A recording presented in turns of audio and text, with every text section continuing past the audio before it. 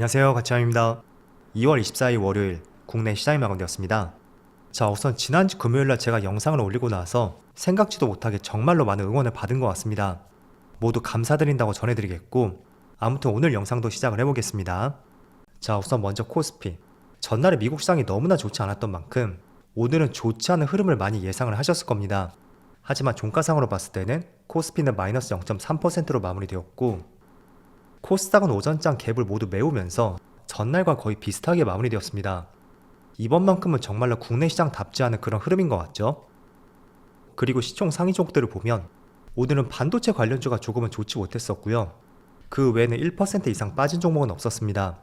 그래서 반도체를 제외했다면 코스피는 엄청 나쁜 흐름은 아니었었다. 그 점을 알 수가 있습니다.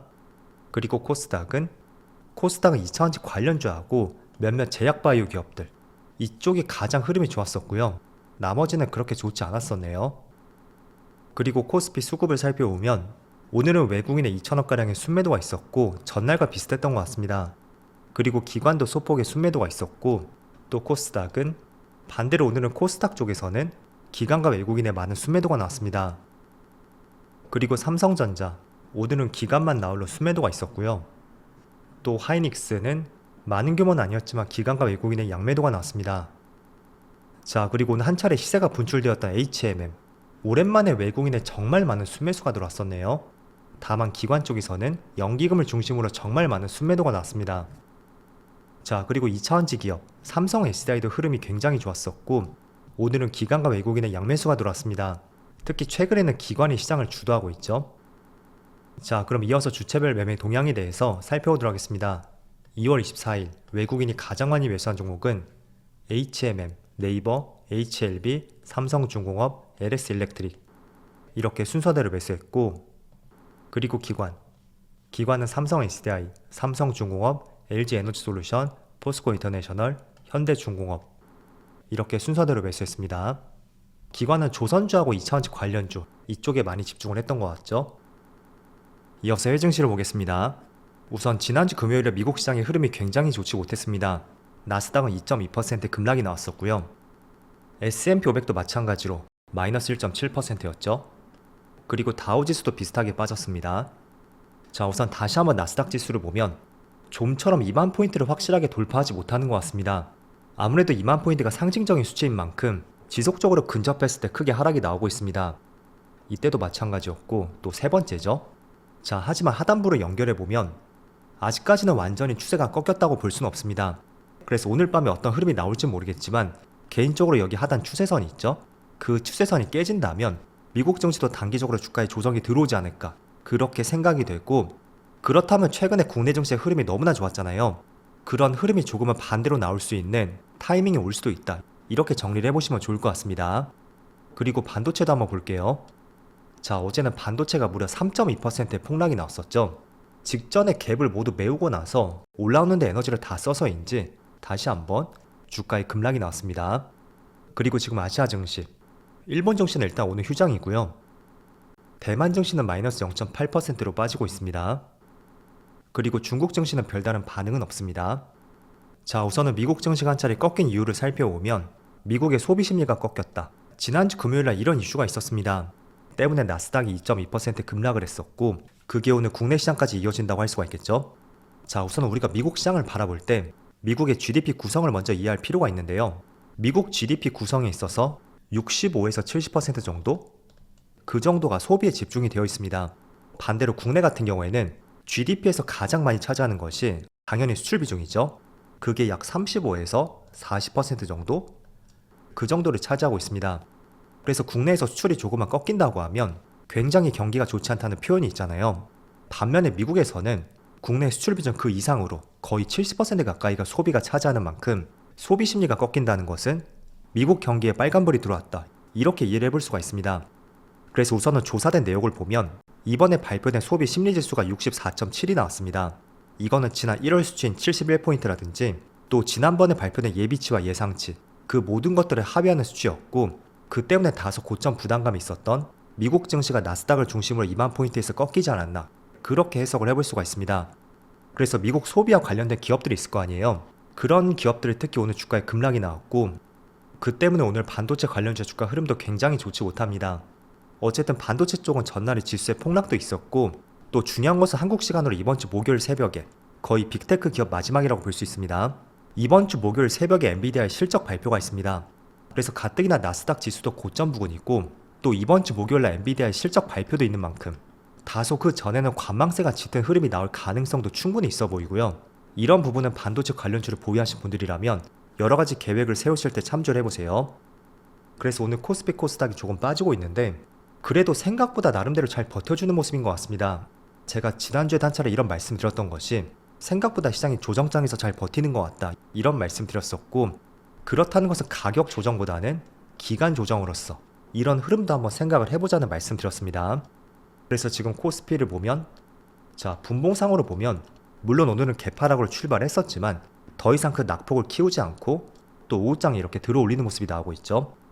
자, 그리고 일봉상의 흐름을 보면 연말처럼 이런 급락의 흐름은 나오지 않고 있단 말이에요.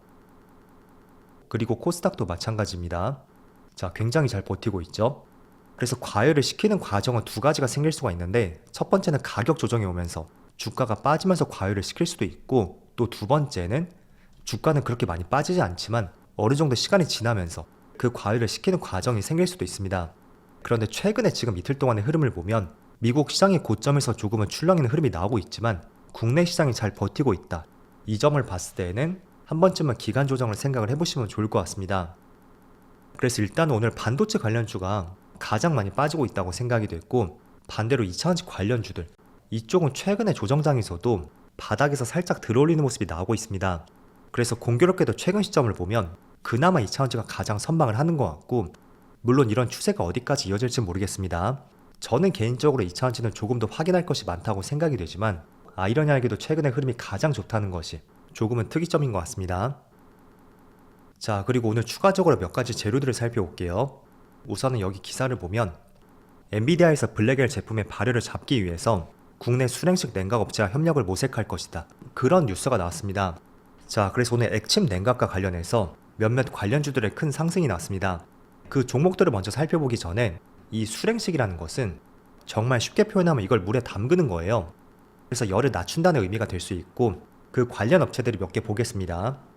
자, 대표적으로 액침 냉각 관련주들, 삼성공조가 지금 28% 급등이 나오고 있고, 또 GST는 위에 꼬리가 조금 달리긴 했지만 지금 6.7%의 상승이 나오고 있습니다.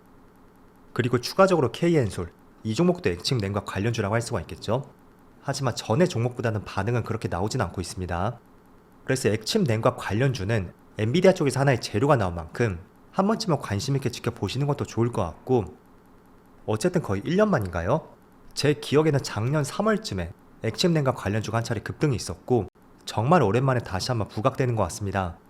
그래서 추가적인 내용이 조금 더 나올지 모르겠지만 어쨌든 모처럼 새로운 재료가 나왔다는 것이 관심을 가져볼 수 있는 그런 재료가 되는 것 같습니다.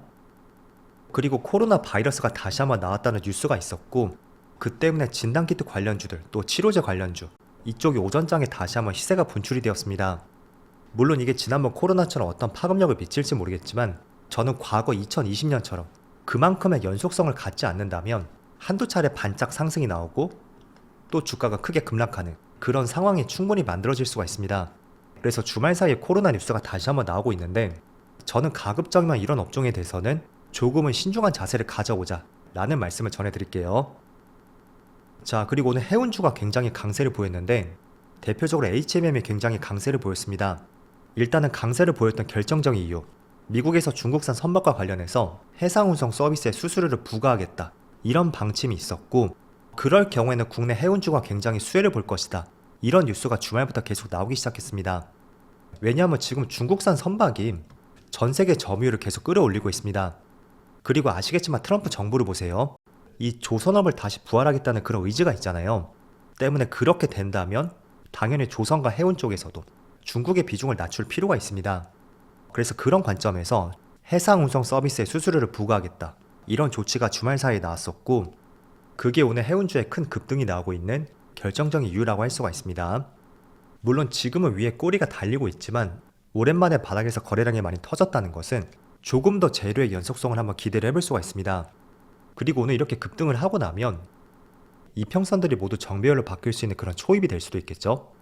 그래서 오늘은 비록 위에 꼬리를 많이 달긴 했지만 저는 조금 재료가 신선했다고 판단이 되었고, 그런 면에서 조금 더 추세를 한번 지켜보자 라는 말씀을 전해드리겠습니다. 자, 전날에 미국 증시가 한 차례 급락이 나오면서 오늘 국내 증시의 급락을 예상을 했었지만 생각보다는 지수의 흐름은 그렇게 나쁘지 않았던 것 같습니다. 어쨌든 이번 주는 2월 마지막 주잖아요. 남은 기간도 잘 마무리되길 한번 바라보면서 오늘 영상 마치도록 하겠습니다. 그럼 늦은 시간까지 정말 고생 많으셨고요. 저는 내일 영상에서 다시 찾아뵙도록 하겠습니다. 모두 즐거운 저녁 되세요. 감사합니다.